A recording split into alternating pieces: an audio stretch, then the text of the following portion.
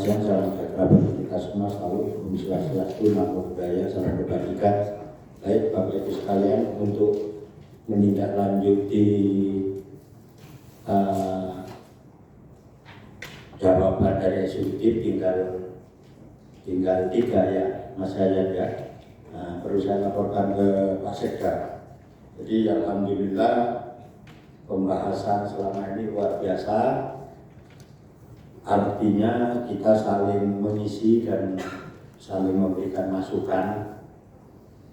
Tolong hal-hal yang yang saya peringatkan tadi kalau menyangkut regulasi aturan, tadi sudah saya sampaikan ke Pak Sekda, seperti Permendagri akhirnya Pergub. Nah, dari Pergub itulah kita bisa mempercepat, nggak usah suwi-suwi ya.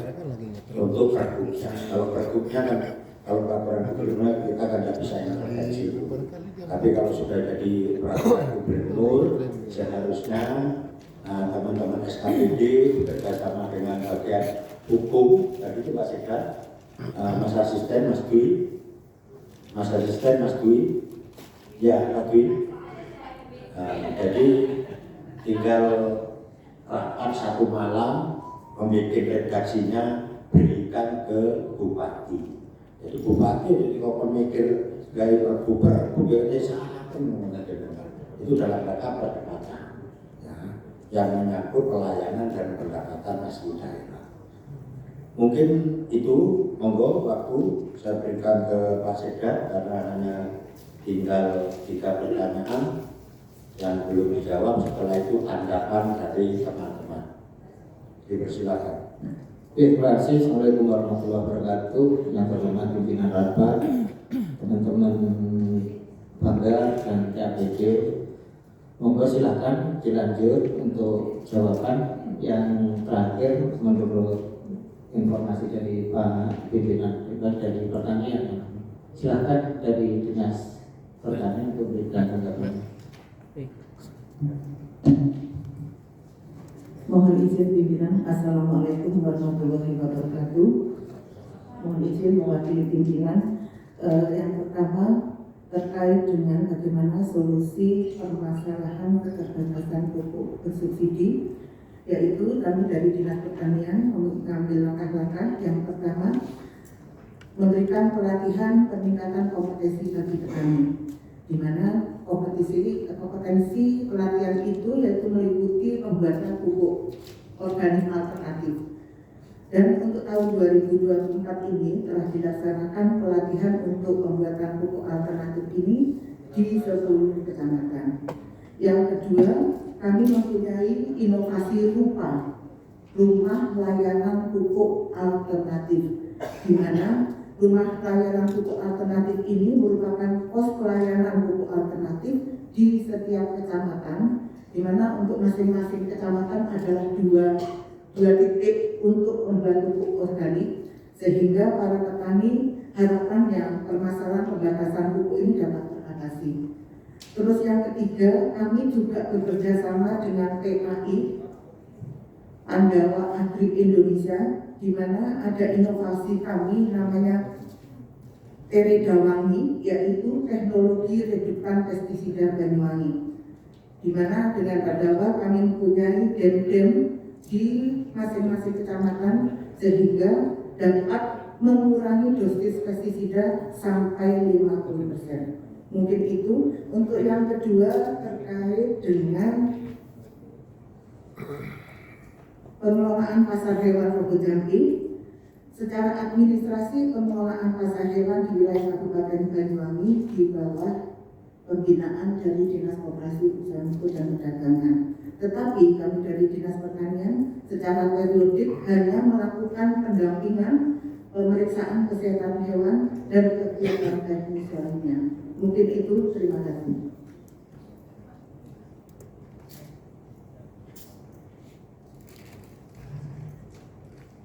Terus yang belum tadi Mas Rohan, kalau apa tadi mereka memberi? Bisa kepada kita untuk tahu datanya, supaya ada di hutan, di perkebunan, kemudian di desa, sekolah. Kaitannya dengan pemanfaatan. Dan juga ini menyangkut PHD biasanya itu mana wilayah-wilayah sekitar sungai di mana? Oh, ya, dan sepadan sungai, pengairan, pemanfaatan. Ada berapa rumah yang nyewa, yang ya, macam-macam. Ya. Karena begini, kita ada di Sentul itu jembatan yang mau lumpuh, itu lumpuh dia desa. Dan kita sudah menghitung 1 kali 24 jam itu dilintasi oleh anak sekolah ribuan. Dan kita akan bangun, itu kan batasan dengan rumah, padahal itu sebagai sungai. Kalau jembatan ini dibangun, otomatis saat ini sudah rumah itu juga harus dihilangkan. Nah, salah satunya kaitannya dengan itu. Yang jelas ini yang lebih potensial adalah kaitannya dengan PHD. Hanya saya butuh data pada sungai mulai di petani, kebun, desa dan kota yang dimanfaatkan itu izin atau tidak? Baik, terima kasih. Jadi kalau itu apa namanya itu ya, studi kasus itu ya. Jadi nanti penyelesaiannya ya dinas pengairan, ya kepala desa, kan seperti itu. Kalau mau dibangun jembatan tetapi ada rumahnya, sedangkan jembatan itu yang bangun desa atau APBD? Wah, ada tidak? Oh, ya, monggo di pengairan. Jeruk makan jeruk. Ini sekjen saya ada kan? Monggo biar Pak Sekjen yang jawab. Ya, silakan. Pak Sekda.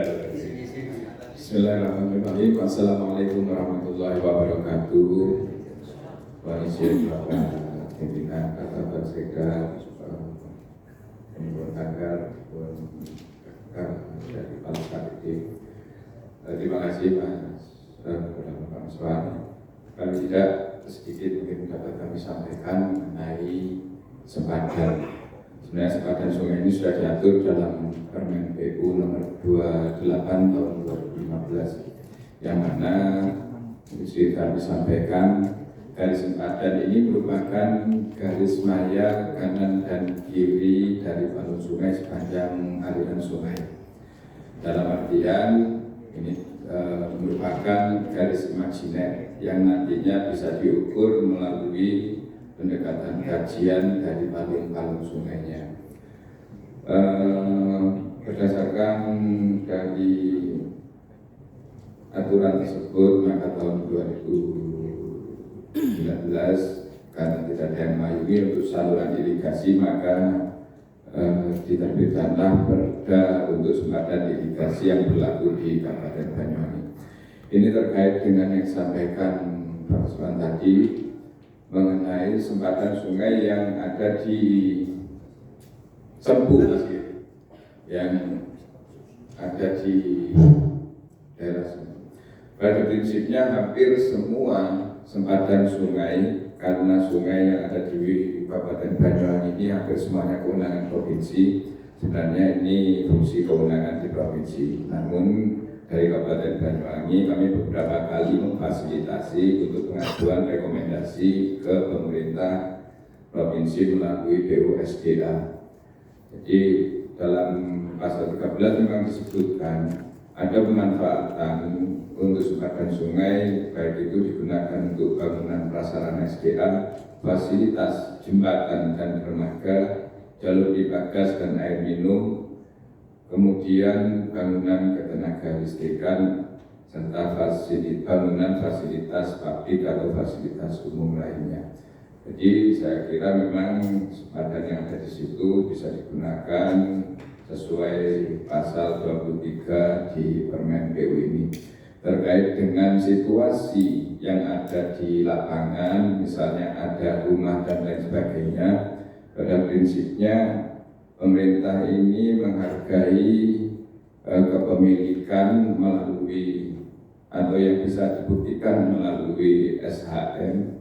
Kemudian ada fungsi pemerintah dalam melakukan pengelolaan, baik itu melalui pelaksanaan regulasi batas garis sempadan yang sama-sama bisa dilakukan. Artinya sebenarnya garis sempadan ini bisa jadi berada di SHM perorangan ataupun badan usaha, tapi kepemilikan itu tetap berlaku sebagai bukti kepemilikan. Namun apabila masuk dalam batas garis sempadan, ini pengelolaannya atau pemanfaatannya harus melalui rekomendasi pemanfaatan ataupun pengelolaan SGA-nya.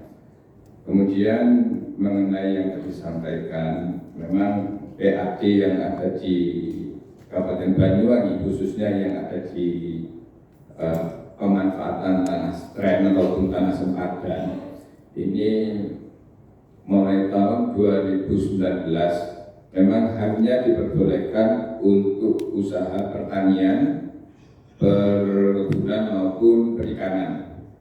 Jadi hingga saat ini ada 35 tanah stren yang sudah menjadi PAD kita. Dalam pengusulan tahun 2024 ini ada 11 yang kita usulkan kembali. Ini dalam artian kita mendata tanah yang benar-benar menjadi kepemilikan pengelolaan di kita. Jangan sampai tanah stren yang diajukan ini bersinggungan dengan SHM yang ada. Kemudian mengenai yang ada di perkebunan, ini pernah kita lakukan, tapi perkebunan sudah masuk dalam skema penyewaan HGU, Mas. Gitu.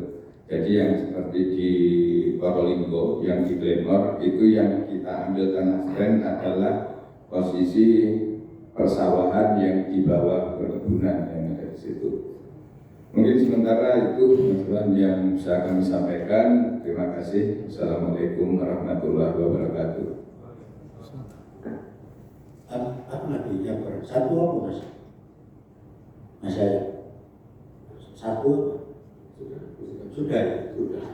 Baik Bapak Ibu sekalian, jadi yang tanya persoalan pupuk, ya, langkah-langkah yang diambil. Oh, saya ingin masih kan?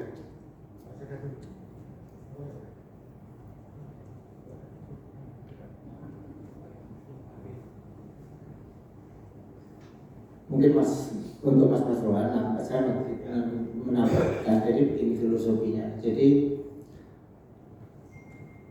sempadan itu wilayah pengaturan.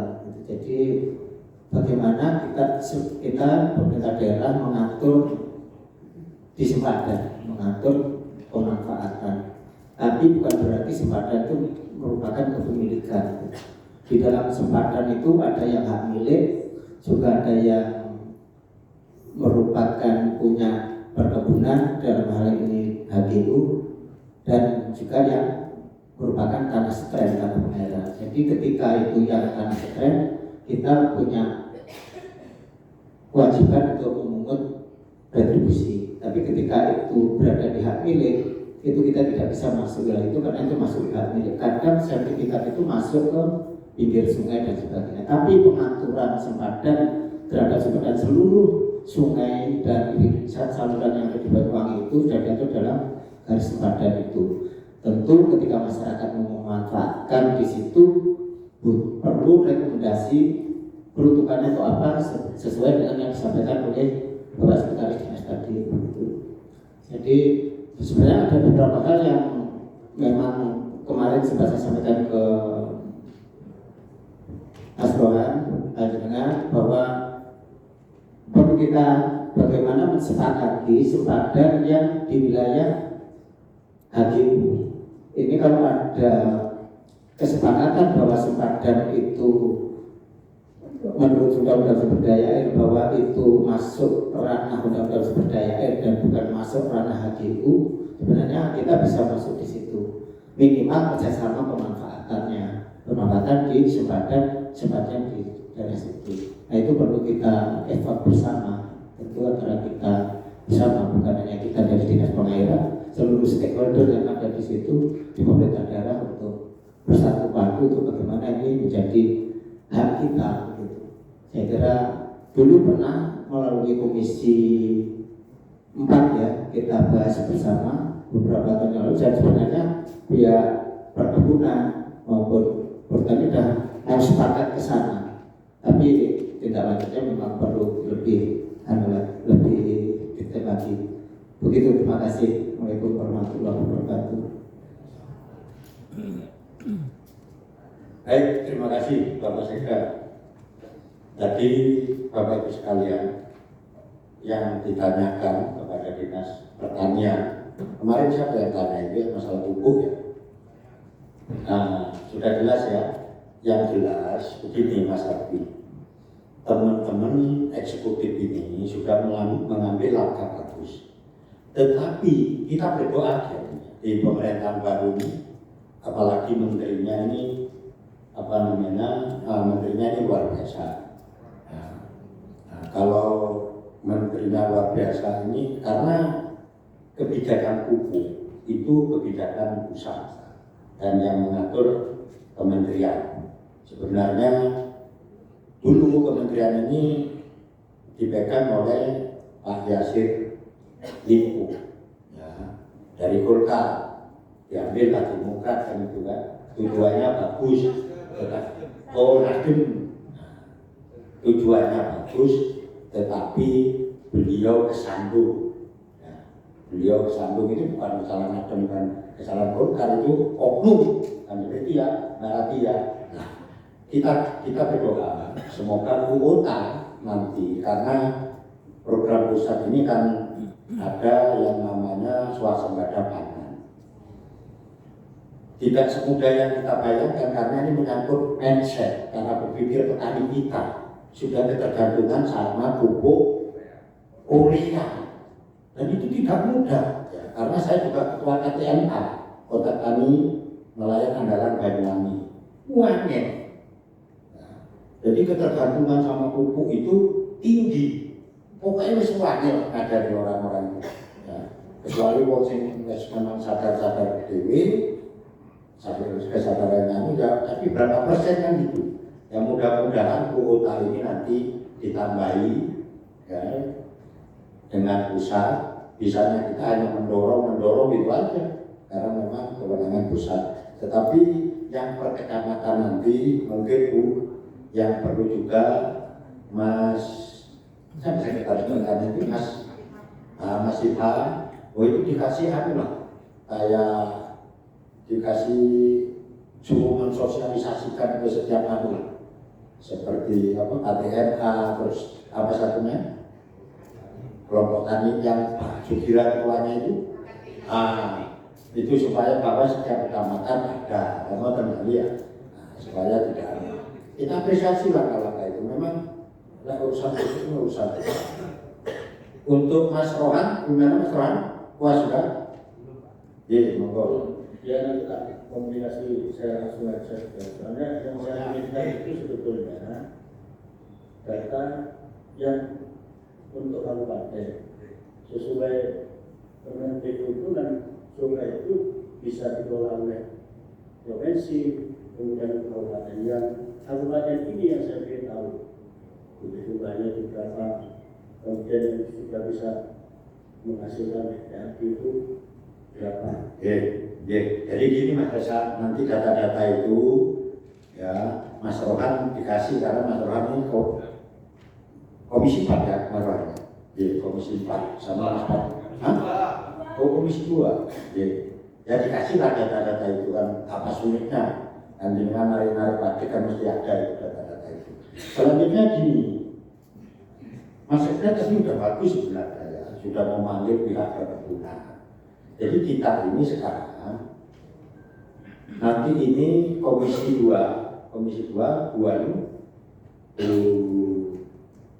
Mbak Emi ya, komisi 2 ini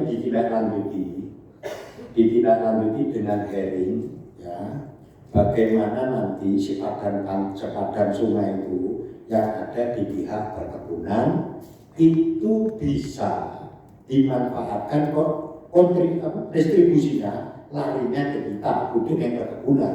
Apa dasarnya? Dasarnya itu perda. Ya, dasarnya itu perda. Kalau perda ini yang berlaku di Banyuwangi, ya, perda ini yang berjalan di Banyuwangi. Kita ini udah ada perdanya, dan perda itu berdampak kepada sepadan sungai yang ada di perkebunan. Oh, di perkebunan itu loh, Bu, di perkebunan itu amin ini ya, nanam tebu 10 hektar. Itu yang bisa dibikin gula itu. Mungkin hanya 8 hektar. Yang itu tidak diam itu kan